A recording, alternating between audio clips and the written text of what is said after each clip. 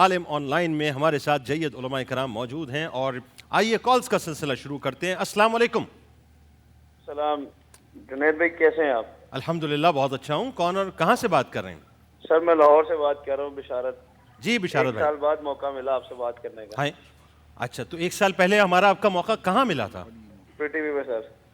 اچھا ٹھیک ہے، ہاں بتائیے کیا؟ اچھا جنید بھائی، ماشاءاللہ آپ جہاں بھی جاتے ہیں چار چاند لگا دیتے ہیں، آپ کا ماشاءاللہ اللہ آپ کو بہت برکت دے۔ آمین۔ اور میرا کوشچن یہ ہے کہ نفسانی خواہشات سے انسان کس طرح بچ سکتا ہے؟ ایک شخص اگر گناہ نہیں کرتا چاہتا پر شیطان پھر بھی اس کو بار بار وسوسے ڈالتا ہے، ذہن میں برے خیالات، اس طرح وہ توبہ کرتا ہے پھر گناہ کی طرف مادہ ہے، تو اس میں انسان اگر دل سے نہیں مائل اس طرف کہ میں گناہ نہیں کرنا چاہتا پر پھر بھی وہ اتنا پڑ جائے تانگی جیسا، تو کس طرح سے بچا جا سکتا ہے کہ نفسانی خواہشات سے، نفسانی بیماریوں سے، جس طرح گناہ ہے، اس سے انسان کس طرح بچے؟ ٹھیک ہے، بالکل بالکل آپ کو بتاتے ہیں۔ جی شاہ صاحب۔ جی دیکھیے، گناہ تو کہتے ہیں اس کو جو ارادے اور قصد کے ساتھ ہو، ٹھیک ہے، جو غیر ارادی طور پر ہو گیا تو نبی پاک صلی اللہ علیہ وسلم کا مبارک فرمان ہے کہ میری امت سے اللہ رب العالمین نے خطا اور نسیان کو اٹھا لیا ہے۔ ایک بات پھر قرآن مجید میں یہ موجود ہے کہ اللہ رب العالمین گناہوں کی تکرار کو معاف کرتا ہے، اصرار کو معاف نہیں کرتا۔ تکرار سے مراد یہ کہ بندے کی شامت عملی اور نفسانی خواہشات کی وہ پیروی کر گیا، گناہ کر گیا، پھر ندامت ہوگی، اللہ سے توبہ کیا، پھر اس سے اگر وہ کام ہو گیا تو یہ تکرار ہے۔ اصرار یہ ہے کہ بھائی آپ سے بندے کے ضمیر یہ کہہ رہا ہے کہ گناہ ہو گیا ہے، تو کہا جی بعد توبہ کر لیں گے، بعد میں دیکھ لیں کیا ہو گیا، گناہ تو نہیں۔ تو یہ اصرار اور ڈھیٹ بننا، تو انسان جب تک انسان رہتا ہے اللہ اسے معاف کرتا ہے، لیکن جب وہ شیطان بن جاتا ہے تو اللہ اسے معاف نہیں کرتا۔ انسان وہ ہے جو خطا کر کے رجوع کرتا ہے، شیطان وہ ہے جو خطا پر ڈٹ جاتا ہے۔ تو اصرار کو اللہ معاف نہیں کرتا، تکرار کو معاف کرتا ہے، جبکہ دوبارہ گناہ کرنے کا قصد اور ارادہ نہ ہو، اور سابقہ جو گناہ ہو چکے ہیں تو قلبی طور پر مکمل اس نے ندامت اور یہ ارادہ مصمم ہو کہ میں اس کو ارادہ نہیں کروں گا اور توبہ کرے، لیکن پھر اگر ہو جائے تو اسی طرح وہ نیت کر کے توبہ کرے، تو تکرار کو اللہ رب العالمین معاف فرماتا ہے کہ خیر الخطائین التوابون، کہ سب سے بہتر اللہ فرماتا سارے انسان گناہ گار ہیں لیکن سب سے بہتر انسان وہ ہے جو گناہ کر کے توبہ کرے۔ بالکل ٹھیک ہو گیا۔ بلکہ وہ شیطان جس طرح سے ہمیں فٹ بال بناتا ہے، اس مہینے تو ہمیں اس کو فٹ بال بنا دینا چاہیے نا، کیا خیال ہے؟ اور پھر جب واضح طور پر قرآن مجید میں اللہ نے فرما دیا کہ ان الشیطان للانسان عدو مبین، تمہارا کھلا ہوا دشمن ہے، تو ہم ہر اپنے کھلے ہوئے دشمن سے تو ویسے ہی پرہیز اور محفوظ رہتے ہیں، تو جب وہ شیطان ہمارا کھلا دشمن ہے تو اس سے بچ کیوں نہیں رہے؟ دوسرا کیا کریں کہ گناہوں سے محفوظ رہیں اور خطائیں گناہ نہ ہوں؟ اس کا ایک طریقہ جو مولا کائنات حضرت علی علیہ السلام نے فرمایا کہ تمہارے دلوں کو حیات ملے گی موعظے کے ذریعے سے، واعظ، نصیحت۔ جو شخص یہ سمجھتا ہے کہ میں بار بار میرے قدم لغزش کھا جاتے ہیں اور میں گناہوں کے آگے ڈٹ نہیں پاتا، تو ایسے شخص کو موعظہ طلب کرنا چاہیے، اتقیاء کے سامنے، متقین کے سامنے بیٹھنا چاہیے اور ان سے واعظ طلب کرنا چاہیے۔ جو واعظ زیادہ لے گا وہ گناہوں سے محفوظ۔ بالکل ٹھیک۔ ایک سوال بڑا مزیدار آیا ہے سوشل میڈیا پہ کہ وہ کہتے شوہر نامدار یہ کہتے ہیں کہ نئی شادی ہوئی ہے اور جو میری بیگم ہے وہ جاب کرتی ہے، مجھے سیلری نہیں بتاتی ہے۔ کیا کیا آپ ایک دم ہنسے ہیں میرے سوال کے اوپر؟ وہ آپ نے سوال ایسے انداز سے کیا کہ الٹا ہے، بڑا عجیب و غریب سوال لگ رہا ہے کہ وائف سیلری نہیں بتاتی، ہسبینڈ کو سنا نہیں، سادہ سا سوال ہے، دیکھیں میں پھر ریپیٹ کرتا ہوں، بہت آسان سوال ہے کہ شوہر نامدار یہ کہہ رہے ہیں میری نئی شادی ہوئی ہے، میری بیگم جاب کرتی ہے اور مجھے اپنی سیلری نہیں بتاتی ہے، اس میں کیا ہے؟ وہ اصل میں میرے ذہن میں آپ کا جو نا ایک وہ تھوڑا سا پہلے والا سوال گونج رہا تھا کہ آپ نے پوچھا پکوڑے جو ہے نا رمضان میں کھانا یہ فرض ہے، سنت ہے، واجب کیا ہے؟ میں اس ریسرچ میں لگا ہوا تھا کہ آپ نے اچانک ایک دم سیلری کا سوال کیا۔ یہ سوال میں نے آپ سے کل کیا تھا، آپ پکوڑوں اور سموسوں میں الجھے ہوئے ہیں۔ میں ابھی تک اس ریسرچ میں گم ہوں کہ آپ نے جیسا عجیب و غریب سے سوال کیا تھا تو ایک دم اچانک میرے ذہن میں جواب اس کا تیار تھا اور آپ نے سوال کر لیا ایسے۔ بہرحال بیوی کا بھی اسلام میں پورا حق ہے کہ اگر وہ کوئی چیز کماتی ہے، ارن کرتی ہے، محنت کرتی ہے تو وہ اپنی چیز کی حقدار ہے۔ نہیں اتنی سنجیدگی سے نہ بتائیں آپ، آسان کر کے بتائیں، مطلب شوہر بھی سن رہے ہیں۔ جی تو اب وہ دیکھیں ہر وائف ہسبینڈ کا ایک الگ ریلیشن ہوتا ہے، ہم نے جانا ان کا کس ٹائپ کا ریلیشن ہو سکتا ہے۔ شوہر جو ہے تھوڑا سے لالچی ٹائپ کے ہوں، یہ بھی پاسبل ہے۔ کس ٹائپ کے ہوں؟ لالچی ٹائپ کے۔ اچھا، کچھ لوگ ایسے بھی ہوتے ہیں نا کہ جو وائف سیلری والی کرتے اس لیے تاکہ اس کی کمائی سے اپنے عیش اڑائیں، تو یہ بھی ممکن ہے اس لیے چھپاتی ہوگی، اگر بتا دیا ان کو تو جو تھوڑی بہت محنت کرتے ہیں پتہ لگا وہ بھی چھوڑ کے بیٹھ گئے، تو ایک حکمت۔ اچھا یہی سوال اس وقت اگر آپ سے، نہیں ایک منٹ میں ایک بار، یہی سوال اس وقت آپ سے اگر کوئی مرد کر لیتا، عورت کر لیتی کہ میرے شوہر جو ہیں وہ یہ کماتے ہیں اور سیلری مجھ سے چھپاتے ہیں. آپ نے اتنی لمبی تقریر کرنی ہوتی ہے اس وقت مطلب عورتوں کے حقوق کے اوپر, فوراً آپ جو ہے مطلب وہاں پہ آپ نے یہ اتنی زیادتی ہے یہ ویسے. کیونکہ یہ سوال ہی ایسا بالکل ایک اچانک جو ہے نا, بالکل میرے لیے ایک نیا سوال ہے بہرحال کہ بیوی سیلری چھپاتی شوہر. شاہ صاحب نہیں, آپ دیکھ ایک مجھے انصاف کر کے بتائیں, اگر یہی سوال اس وقت جو ہے وہ کوئی اپنا مرد کر لیتا, نہیں عورت کر لیتی کہ جی میرا مرد جو ہے وہ کماتا ہے مجھے سیلری نہیں بتاتا, عورتوں کے حقوق پہ کتنی لمبی تقریر ہوتی ہے اس وقت. پہلی بات تو دیکھیے کہ خاتون کما رہی ہے, یہ خود ایک بہت بڑا مسئلہ ہے. ایک بات, میرے سوال کا آپ نے جواب نہیں دیا, میں یہ کہہ رہا ہوں تقریر کتنی لمبی ہوتی ہے. میں اسی طرف آ رہا ہوں, اور اس کی وجہ یہ کہ اس کی طبیعت کی نزاکت اور مزاج کی نزاکت اور فکر کی, یعنی خاص طور پر مرد کو جو الرجال قوامون علی النساء کہا گیا ہے, اس لیے شفقت کا گوشہ, رحمت کا گوشہ زیادہ اسی طرف راغب ہوتا ہے. جس طرح اکثر آپ دیکھتے ہیں, مجھے اکثر دوست کہتے ہیں یار ماں کی منقبت ہوتی, کوئی ابا کی بھی لکھی کسی نے, تو اب آپ کہیے کہ یہ, تو کہنے کا مقصد یہ کہ یعنی وہ درجہ شفقت, کمزوری, ضعف اس وجہ سے کہ اس کو اس کے اعصاب, اس کی فکر کے اعتبار سے. تو یہ بات اس حوالے سے ہے کہ وہاں پر جس طرح کہ آپ نے علامہ صاحب سے کہا کہ اگر یہ خاتون کرتی تو ظاہر سی بات ہے کہ وہ تو اس کے زیر نگر ہے, اس کے زیر دست ہے کہ وہ اس کے طرف بڑھ رہی ہے, تو وہ اگر پوچھتی تو اس میں کہہ دیا جاتا. لیکن اگر اس کے وہ جیب خرچی دے رہی ہیں تو ان کو پوچھنے کی اس میں کیا ضرورت ہے. لیکن اگر عورت اگر کام کر رہی ہے اور تو مرد کا پوچھنے کا جواز نہیں, بلکہ زیادہ اچھا یہ ہوتا کہ وہ خود محنت اتنا کرتا کہ اس کو کہتا کہ تم گھر میں بیٹھو, اس لیے کہ تمہیں لائے ہیں, تمہیں یہ تو قصہ ہی مک گیا دلہن بنا کہ اس کر کا مطلب مرد سوال ہی نہ کریں. جی بالکل ٹھیک, بالکل صحیح. چلیں اب آپ کہہ رہے ہیں تو میں تو اس پہ کوئی نہیں, اگر وہ نہیں بتاتی تو وہ تو خود اس مال کی مالک ہے جس طرح بھی بتایا گیا, ٹھیک, تو اس کی مرضی ہے. ٹھیک, سر تسلیم خم. ایک اور کال, اور اس کو سیریس نہ لیا جائے, محبت کے معاملات میں لے لیا بالکل جائے. ٹھیک. السلام علیکم. وعلیکم السلام. جی سر. جی سر, کون اور کہاں سے بات کر رہے ہیں؟ سر کراچی سے بات کر رہا ہوں میں, عقیل لودھی. کراچی سے کون؟ عقیل لودھی سر. اچھا, ایسا ہے کہ آپ ٹیلی ویژن کی آواز کو بالکل بند کر دیں اور مجھ سے. سر بند ہے پوری بند ہے آواز. جی جی فرمائیے. جی جی.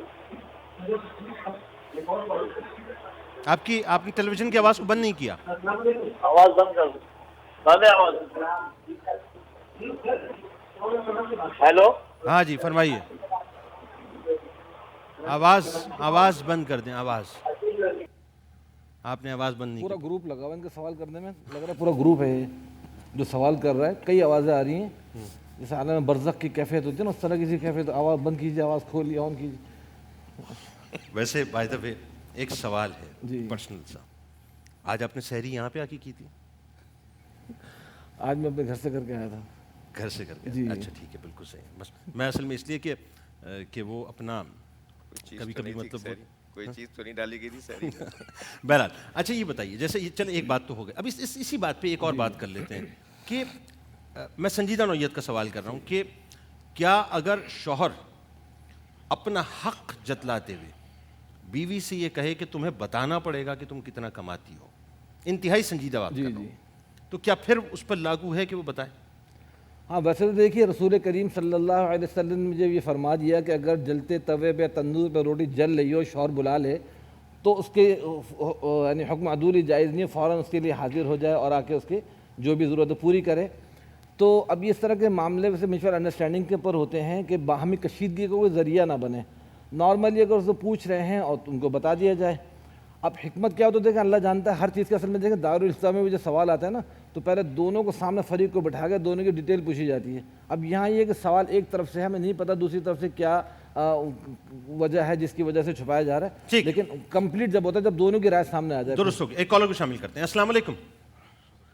سلام جی, کون اور کہاں سے بات کر رہی ہیں؟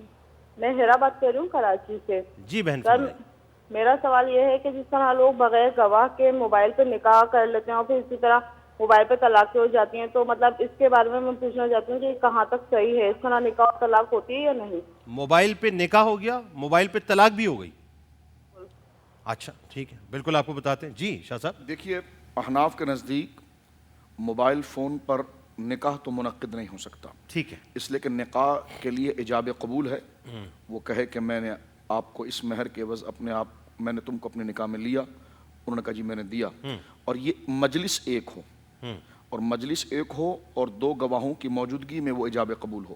تو ٹیلی فون کے اوپر تو مجلس ایک ہونے کا سوال ہی پیدا نہیں ہوتا. ایک بار اور گواہوں کی موجودگی نہیں, لیٹس آپ اسکائپ پہ فرض کیجئے وہ اختلافی مسئلہ ہے، لیکن میں اس میں کہوں گا کہ اس میں بھی نکاح نہیں ہوتا. اچھا ٹھیک. یہ مجلس ایک نہیں. اور دوسری بات یہ ہے کہ جو طلاق کا مسئلہ ہے، اگر شوہر خود لکھتا ہے اور بغیر کسی جبر و اکراہ کے، بغیر کسی کی دھونس کے اور جبر کے، کہ ایسا دھونس اور ایسا جبر کے اگر نہ لکھے تو اس کے جسم کے کسی حصے کو تلف کر دے یا اس کو جان سے مار دے، یہ ساری صورتحال ہے. لیکن اگر شوہر یہ لکھ کر بھیج دیتا ہے اپنی بیوی کو کہ وہ طلاق کے جملے، اور اس پر وہ ایگری کرتا ہے کہ یہ جملے میں نے ہی لکھے ہیں، تو اس صورت کے اندر طلاق ہو جائے. اچھا میں ذرا اس پہ ایک سوال ضرور کروں گا، کیونکہ مجلس ایک کا مسئلہ یہ ہے کہ ہم سیٹلائٹ کی دنیا میں جی رہے ہیں، کمیونیکیشن کی دنیا میں جی رہے ہیں.